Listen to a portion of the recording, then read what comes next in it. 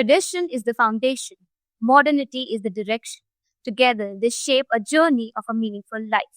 Namaskar, and welcome to today's special episode of the Gyan Vihar podcast, where tradition meets innovation.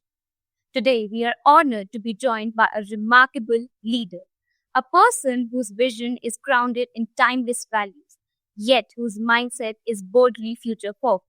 Mr. Kanishk Sharma, our esteemed director, is not just a leader by role, but a mentor by spirit. Welcome, sir. Thank you. Thank you so much, Anushka. Thank you for this wonderful introduction. You're very generous in the titles, and if we talk about upamas and sangyas in Hindi that you've given me, I don't know if I deserve all of that. But what I do know is that the tradition that we are talking about here, in a sense that the tradition that the Indic value system represents, actually envelops and encapsulates modernity in itself. So the tradition that we come from, the tradition that people who are living on this land come from, itself promotes modernity in the way we think. And I would like to illustrate it by one sukt. This sukt comes in Rig Veda, sukt 1.89. And the sukt goes on like this.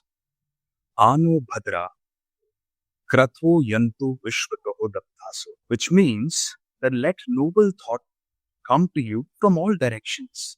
And let there be no hindrance. Let there be nothing that can suppress them. So this is something which is deeply rooted in tradition, but it's telling you, it's encouraging you to let noble thoughts reach you from all directions. And it also encourages you to let go of all biases, everything that you come with, every training that you go through, to untrain, to unlearn, and make sure that your mind is completely unfettered and completely free, so that it can receive, so that it can take on. So this is the chain of tradition that we come from. Think of it as a river and not as a lake. A lake is something that remains static, that can only add knowledge, that can only lead to accumulation. But what does a river do? A river not just accumulates, but also flows. Flows through different sanstars of Sabhyata, flows through different sanstars of Kalkhand, and carries a lot of knowledge which is intertemporal from different time eras, which is inter-civilization from different civilization, and inter-religious, interfaith, intercommunal. So what we have done as a civilization, as a society, is that we have carried values from wave after wave of civilization, and we have become this grand river which now carries all the accumulated knowledge. Our fabric is such that even after waves of people came to us, it expanded, it did not break. Unlike a lot of other civilizations, some in the Semitic world, others in the Oriental world, which broke after an onslaught. We did not break even after onslaughts. We expanded our fabric. That's the flexibility that the Indian tradition holds, or as I like to call it, the Indic tradition. Because this tradition is not alien to the other countries of the subcontinent as well. They might not be religiously or politically with us anymore. But this is a fabric that extends from Atak to Kathak. This is a fabric that extends from Peshawar to Chittagong. There might be different manifestations today, but this is something that we carry very deeply in our hearts. So the first point that I wanted to put forward is that the tradition that we come from is not separate or isolated from modernity. That's number one.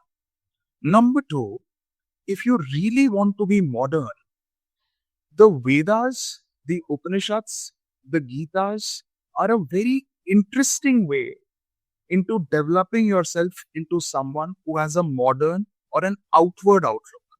So what a human does is that he or she understands from the outside world, and that understanding that he or she gains from the outside world encourages him or her to look inwards as well. This outward-inward reflection that a human goes through is, I believe, the basic objective of life. It's also called Jnana Yoga, when you're trying to gather knowledge by looking outwards and reflecting inwards, and ultimately reaching a stage where you understand that we are on this planet to serve. There are people who will tell you that we are on this planet to love ourselves. There are people who will tell you that we are on this planet to care about success. There'll be people who will tell you that you are on this planet to excel. to do well in your profession. But the reality is that you're on this planet to be of service. The day you are born, without knowing, you have taken the service of a lot of people. Your mother, who has held you in her womb for 9 months. The society which came together to make sure that your mother had a comfortable childhood. And as they say in English, it takes an entire village to bring a child up. So the entire societal contribution which has gone in your upbringing goes very frequently, very often unnoticed. But the day we were born and while we were coming up, we have taken the service of a lot of people. And these are all people who have godliness within them. So to be able to serve this godliness, which is in others as well, is basic objective of life. If we understand this, then we can strike a perfect balance between tradition and modernity. Being traditional does not mean wearing a tilak, wearing a moli, wearing a janeu, wearing a mala. Being traditional means this. Now listen to it very carefully. This is something that I hold very close to my heart. It comes from an Upanishad which is called the Ishavasya Upanishad. It is a part of the Shukla Yajurveda and it has a beautiful line in it. And this is how the line goes. Ishavasyam idam sarvam yat kinchit jagatyan jagat ten tyakten bhunjita mah kridah Kasyavid dhanam. And it's a wonderful interpretation of this brief 2 lines of a wonderful poem, which is the Isha Upanishad. It says that this entire world, everything that we see around us, is encapsulated, is enveloped by the divine. The divine doesn't have a form. I'm not talking about Lord Rama or Lord Krishna or Lord Hanuman. What I'm saying is that this entire world, Jagatyan Jagat, everything that you can see and everything that is within what you cannot see. You can see me, I can see you, but I cannot see the cells within you. This poem says, this shloka says that godliness is within each and every cell, within each and every molecule, within each and every atom, within each and every subatomic particle. So when everything is encapsulated, enveloped by godliness, then who will you hate? Then who will you not like? As Krishna also says in Gita, if you see me within everyone, and if you see everyone within me, then I'm not invisible to you. That is why I want to tell you that being of service is the objective of life. This poem, Ishavasyam Sarvamidam, in the second line the poem says, Tena tyaktena bhunjitha. So the way to lead the life is a way of renunciation, tyag. And what money are you coveting? What treasure are you coveting? What treasure are you after? Because whose wealth is it anyway? If everything has God residing within itself, then whose treasure is it? I have godliness within me, you have godliness within me, so does this plant, so does this one, so does this mic.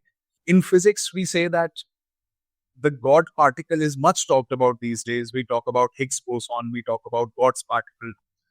But the philosophers, the poets who wrote the Yajurveda, the Shukla Yajurveda, the poets who wrote Isha Upanishad, they philosophized it much before. They said that everything has this God particle within it. And that's why your inner consciousness, which is also called Atman, and the cosmic consciousness, which is also called Brahma, are not different from each other. This is the basic difference between the Western, the Semitic thought, and the Indian thought. There is no distinction between the creator and the creation. In the Western thought, the creator is either the master or the father, the all-powerful father or the master. And the creation is subjugate to the father or to the creator. It's either the slave of the master or it's the child of the father. But in the Indian tradition, the creation and creator are not different from each other. We are saying that the same element which makes God God resides within us as well. Life should be a quest to find that essence within us. And the day we find this essence within us, will be of service to everyone. And what is modernity? Modernity is also to be able to be sensitive to each and everyone's need. And that's how we describe the modern world. When we were primitive, we were fighting wars with each other. When we were primitive, we were killing our fathers, our brothers, our sisters, our sons. But as we developed, as we became modern, we were on a quest to find out what the outside world holds for us and what we are inside. And what did it lead to? It led to long lasting peace. You might have seen the Indo Pakistan skirmish, which has happened recently.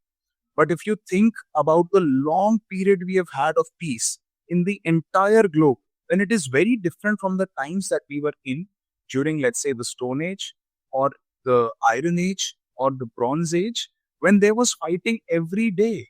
Fathers were killing their children, brothers were killing their brothers, sons were killing their fathers. All of this was happening. But today we are in a society where there are laws. There are laws because we want to ensure that everyone has some rights and we want to ensure that everyone realizes their duties.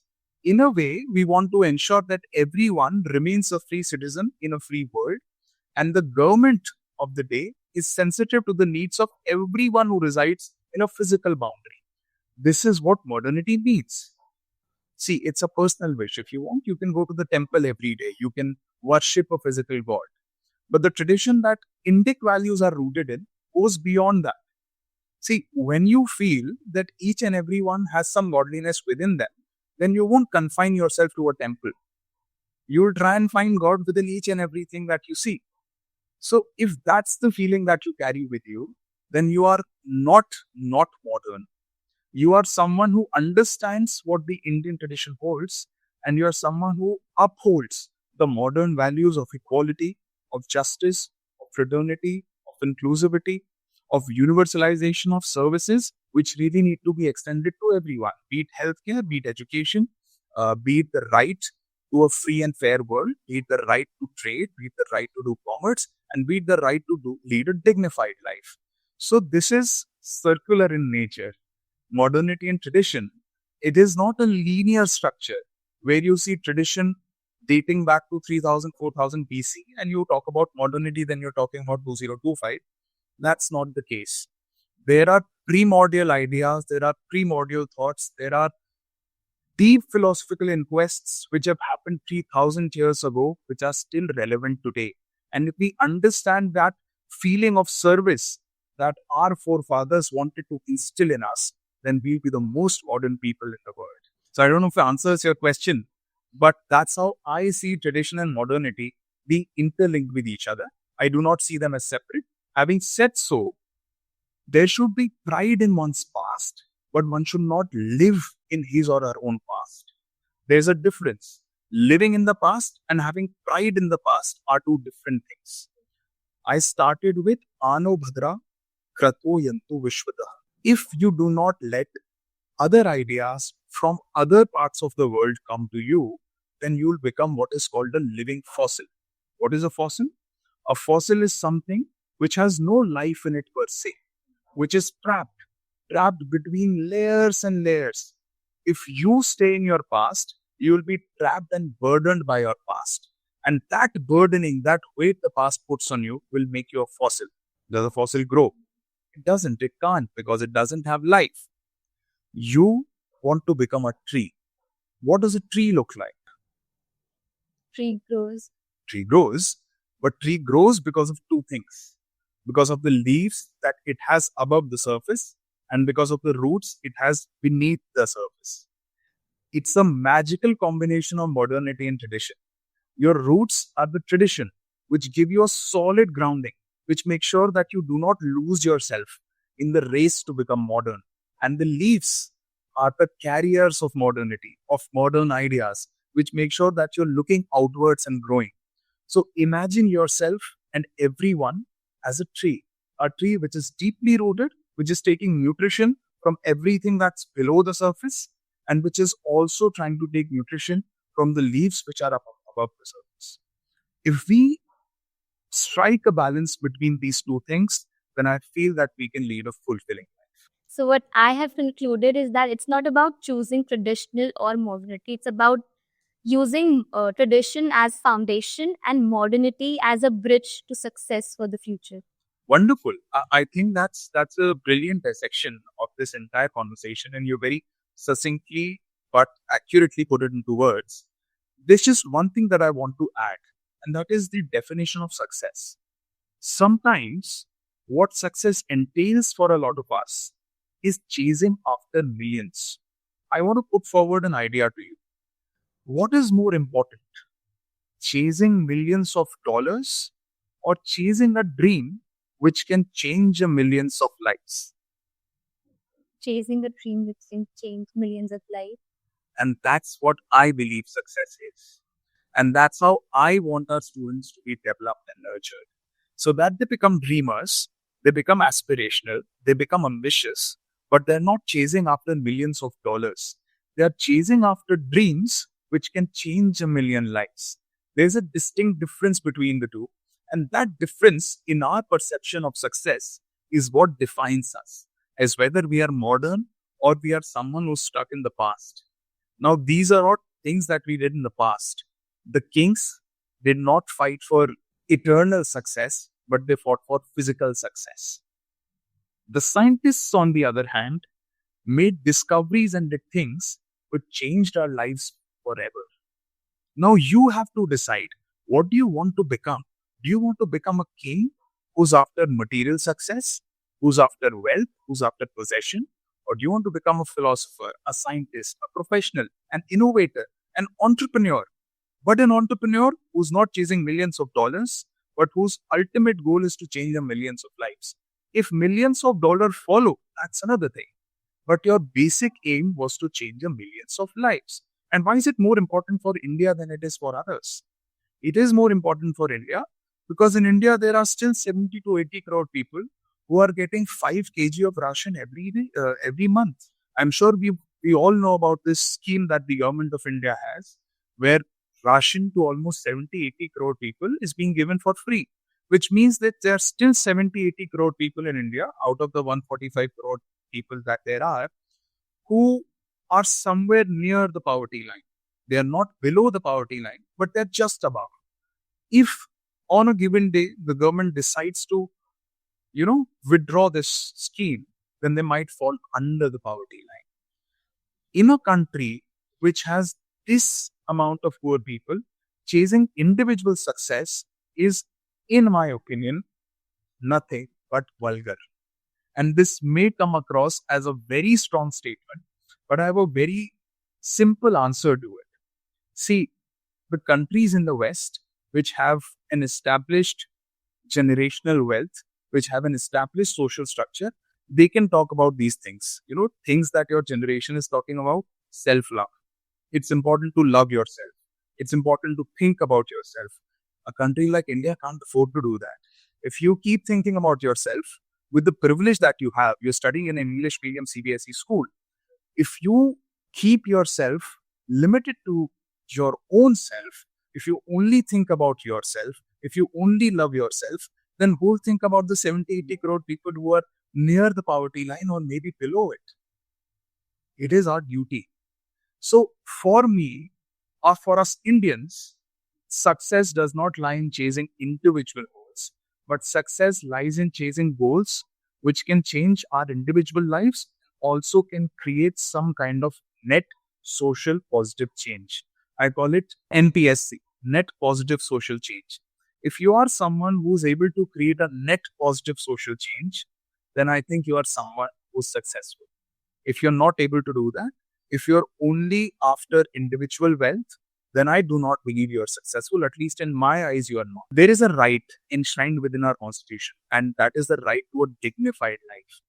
Now, it's very important to understand what's a dignified life and what is a life that is full of vulgar and ostentatious display of wealth. A life that you're able to lead very fulfillingly is a dignified life. A dream that I should be able to drive a Maserati, that I should be able to cover the entire world in business class or in first class, that is not required for a dignified life. If you are able to make yourself happy, your family happy, and create a net social positive change, then you've led a fulfilling life, then you've led a dignified life. So in a country like ours, even if you want to become an entrepreneur, which is after the dream to change the millions of life, that dignity will follow. So, sir, my question to you is what's the one tradition that you have chosen to preserve for this generation? I believe I've already answered the question. The one tradition that I believe embodies every Indian value that has come into existence since time immemorial is the fact that our texts, our spiritual literature asks us to see godliness within everyone and understand that there is no difference between Atman and Brahman, that our inner consciousness is connected to the cosmic consciousness by the very fabric of its existence. It is the same inner material that I have, that the world, the universe, and the God has. This tradition, in turn, makes you very sensitive. अगर अनुष्का को ये लगेगा कि उसके भीतर जो है वही भव्या के भीतर है, वही गौरी मैम के भीतर है, वही अनुष्का के पेट के भीतर है, वही पेड़ों पौधों झरनों के भीतर है, तो अनुष्का सभी के लिए सेंसिटिव रहेगी। तो अनुष्का कभी भी किसी भी चीज को लेकर अपने मन में द्वेष नहीं रखेगी। तो अनुष्का सारी वो कोशिशें करेगी जिससे जगत्यान जगत में उन्नति हो। The world that we see that has गति and the world that we can not see, गति के अंदर जो गति है, उस दुनिया के प्रति भी अनुष्का अगर सजग रहेगी, सतर्क रहेगी, अगर उसकी उन्नति के लिए काम करेगी, तो इससे बेहतर ट्रेडिशनल वैल्यू क्या हो सकती है। तो मेरे लिए ये एपिटोम है ट्रेडिशनल वैल्यू। अगर ये फीलिंग हम सब में है तो इंडियन ट्रेडिशन को फिर हम हमारे साथ कैरी कर रहे हैं। बाकी सबकी खुद की श्रद्धा पर है कि वो कितना पढ़ते हैं, कितना सीखते हैं, how deeper do they delve into the spiritual text that we possess. But I think this basic value अगर हम सब सीख लें, हम सब समझ लें, तो life will become easier. Okay, so sir, do you think education is important to understand the true meaning of tradition or modernity? Of course, I think education is the most important thing because unless you know the world around you, you will not be able to understand what resides within you. And education is a process of trying to understand the world that is outside. सिर्फ आत्मचिंतन से हम प्रबुद्ध नहीं बन सकते. See, and let's dissect what we study. We study physics. What is physics? Physics is a study of the physical laws that govern how elements of the universe interact with each other. We study biology. Biology is a study which tries to understand how living beings function and process. We study chemistry. Chemistry is the study of molecular interactions which take place in the physical world.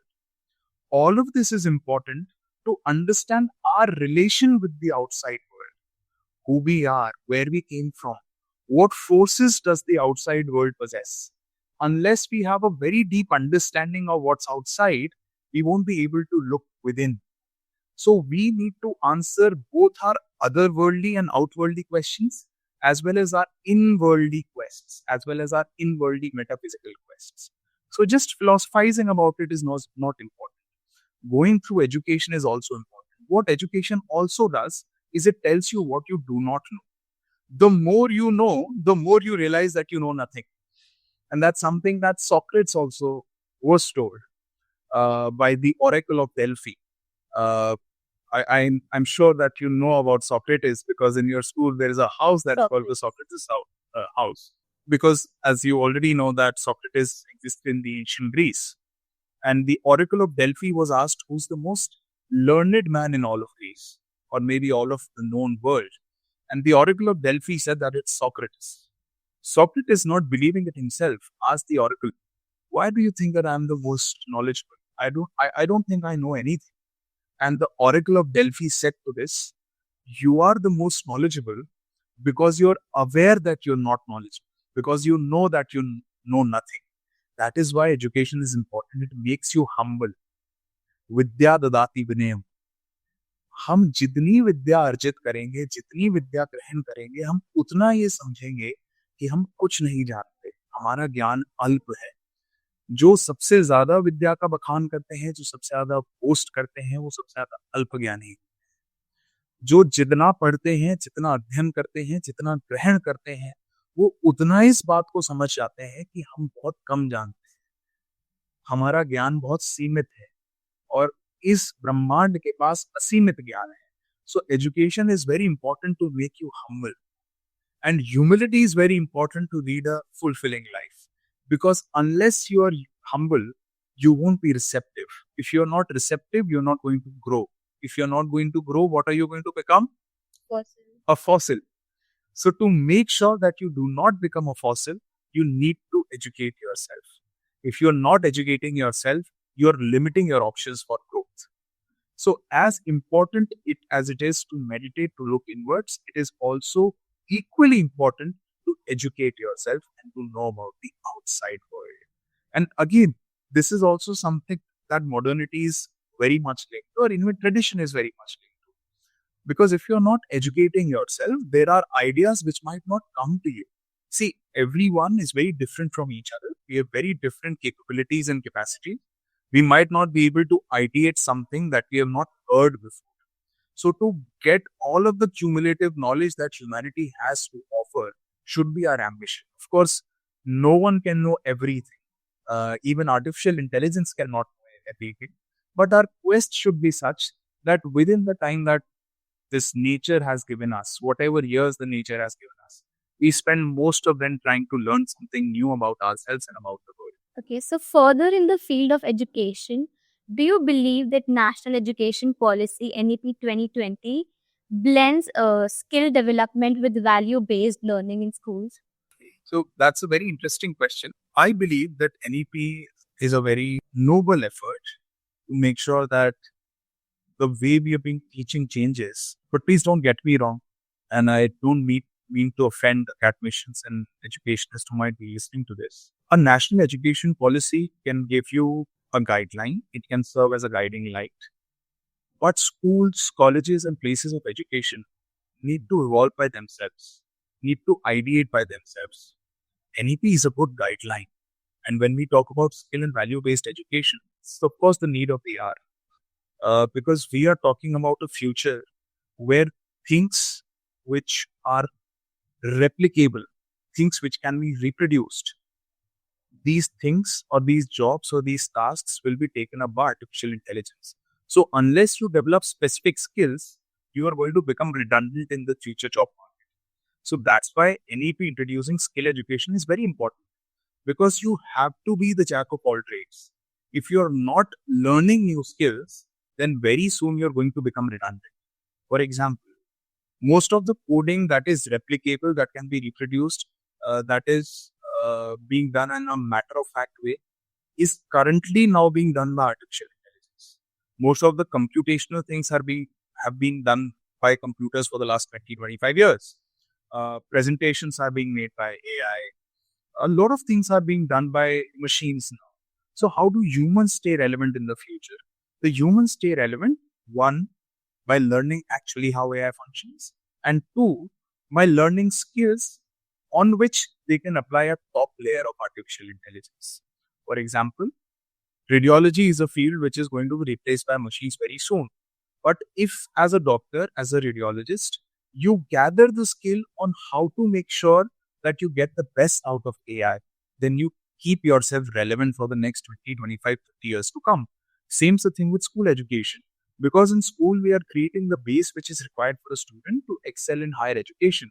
This base has to be such that it opens the brain of the student to multiple new skills and multiple new ideas. So, in that direction, it's a brilliant effort, it's a brilliant thought put in by the NEP. But I believe the action has to be taken by individual schools, by individual learners, and by individual centers of learning so that this can be actually executed on paper. Now, let's, for an example, talk about the skill that you are gathering. You are interviewing someone brimming with confidence, with good command over the language, and with a clarity in thought as to what you want to ask. This is something that schools 20 years ago were not doing. I'm glad that Gyan Vihar is doing it. But schools 20, 25 years ago, even 10 years ago, and most of the schools even now are not doing it. Now, this is a skill that you are gaining. No one knows what the future holds for you. I don't know what you're going to become. I'm sure you also don't know at this point of time what you want to become. You must have dreams and ambitions. but no one knows what they're going to pick up.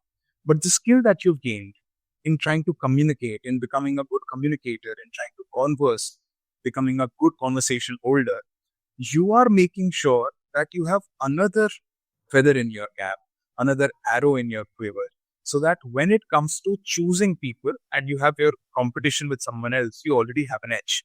So that's why skill education is important.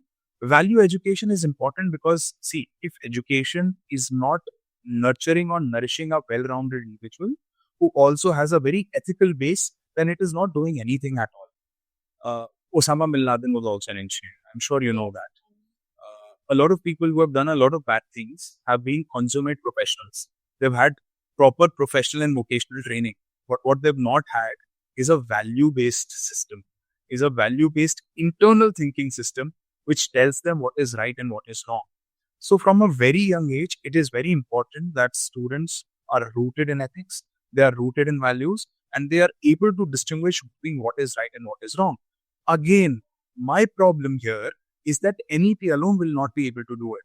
Value education and values inherently can only be inculcated or ingrained within oneself when parents and teachers make sure that they are setting an example.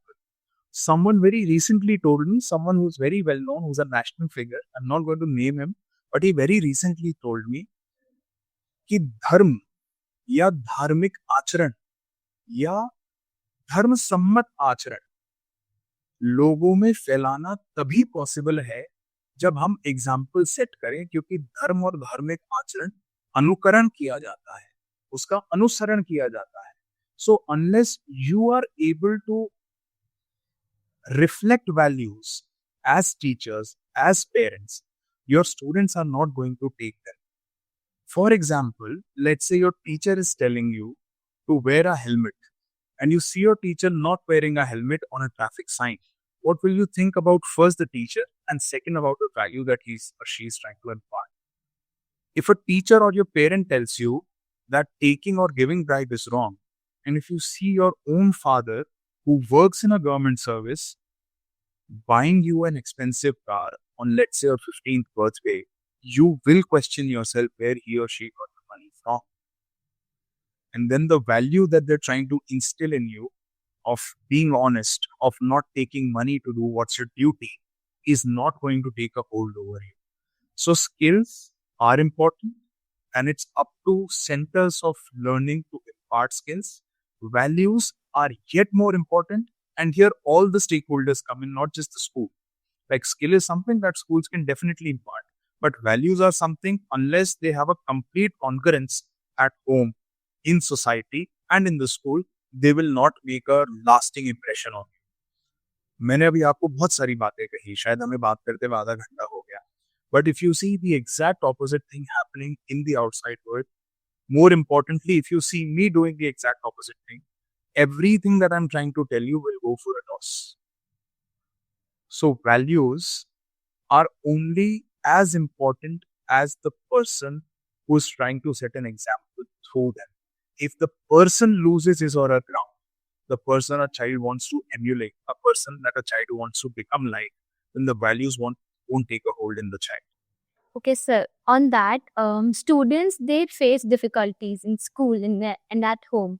At home, regarding the stream that they should choose, because traditionally science is considered to be the best stream out of all three. And in school, because teachers see academics as absolute standard for success or anything. So, how can we balance traditional focus on academics and learning with the Gen Z's and Alpha's desire for holistic growth, multitasking, or active involvement in extracurricular activities? See, as I said, teachers, academicians, parents have to understand that the time of linear learning is over. Today, if you want to make sure that your child leads a fulfilling life, he or she has to be encouraged to move in a direction where interdisciplinary and transdisciplinary learning can take place.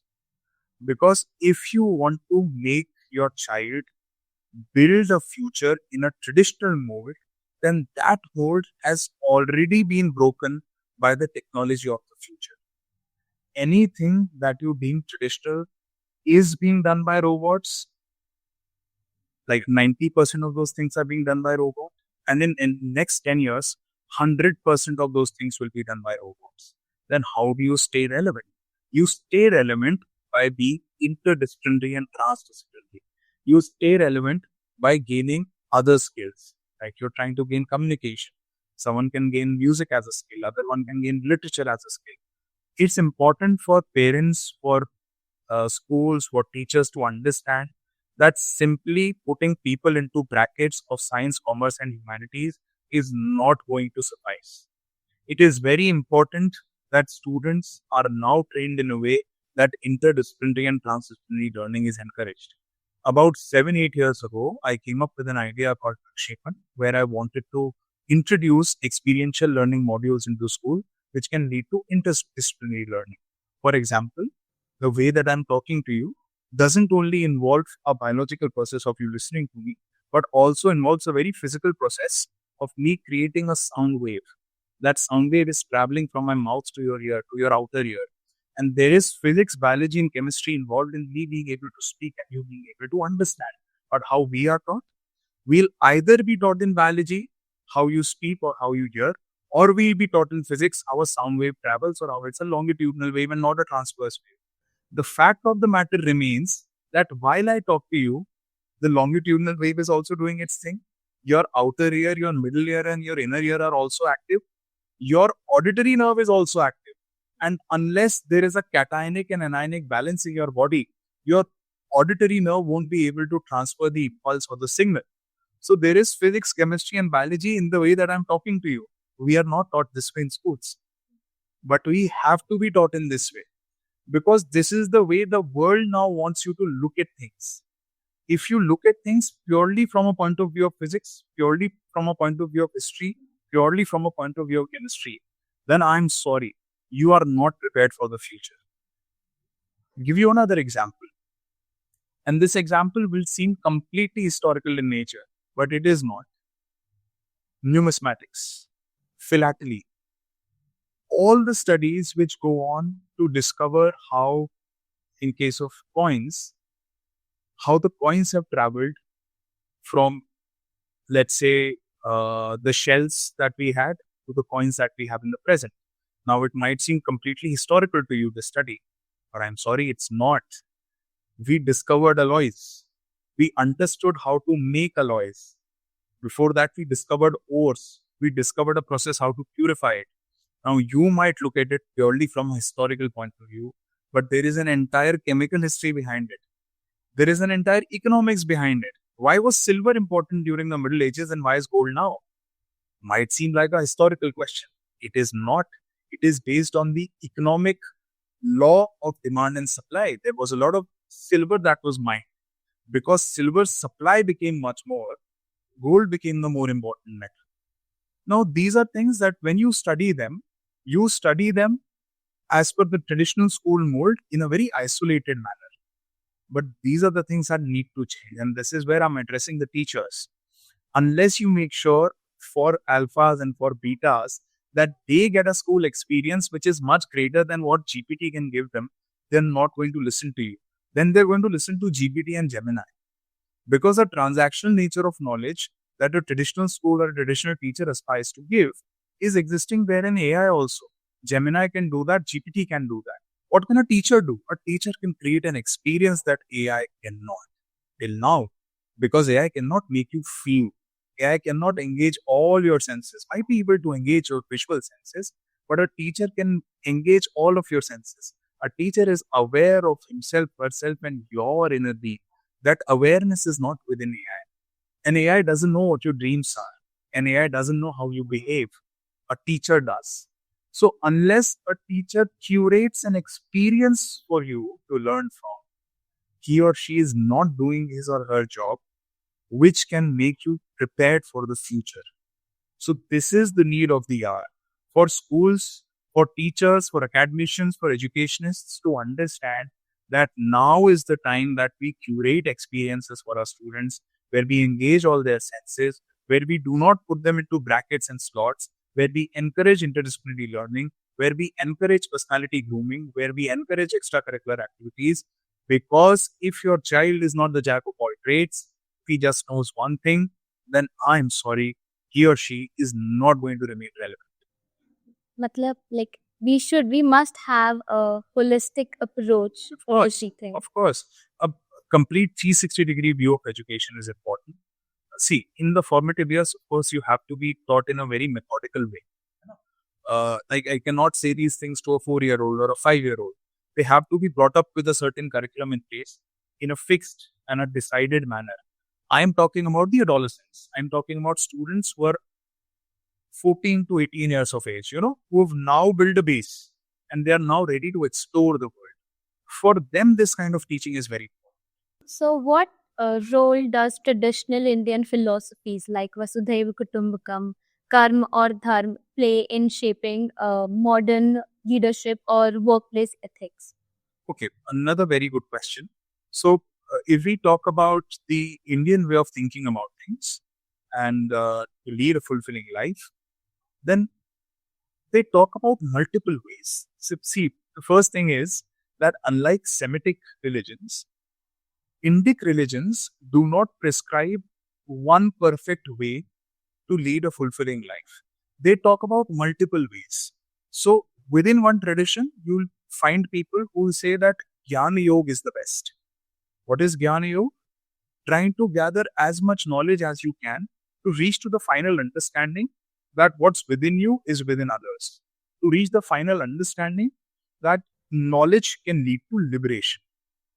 That process is called Jnana Yoga. Then there is something called the Bhakti Yoga, which is do not do anything. Just surrender yourself to the God. You must have heard of the Hare Krishna movement. So that's a Bhakti Yoga oriented movement where your scriptures are telling you you don't need to anything. Just surrender each and everything to God. Just rely on God for each and everything. And what you do is only express your love for God and His creation. Then there is Karma Yoga, which says no, if you don't want to go to the caves, if you don't want to spend all your life reading, then do what's right. Do your righteous karma. Do the karma that is defined by dharma. And karma which is detached, anasakt karma. ऐसा कर्म जिसके फल की चिंता हमें ना हो. And without thinking about the result, we are doing because we know that it's ours to do by duty. हमारी ड्यूटी है, हमारा दायित्व है वो कर्म करने का, इसलिए हम उस कर्म को कर रहे हैं. इसलिए नहीं क्योंकि हमें किसी फल की लालसा है, इसलिए नहीं कि हमें किसी मटेरियल पोजेशन की लालसा है, इसलिए नहीं कि हमारी आसक्ति किसी न किसी धन या संपत्ति में है, इसलिए क्योंकि ये हमारा दायित्व है, क्योंकि यही हमारे जीवन का उद्देश्य है. इस सोच के साथ ऐसा कर्म करना जिससे लोगों का जीवन बेहतर हो सके. तो अब ये 3 बहुत अलग अलग तरीके हैं, बट इन तीनों तरीकों से we can reach the ultimate goal. And the ultimate goal is to realize that knowledge liberates and that our life and its purpose is to be of service to others and to make their lives a better place to live in. So, I think there are multiple ways in which a life can be led. I think if you are deeply rooted in Indic traditions and also try to know about the outside world through the Western knowledge that has come to you, you can strike a good balance between the two and lead a life where you are aware, where you are ever growing, but also equally sensitive. This was the podcast with our esteemed director, Sir. I hope you found it quite informative. Stay tuned.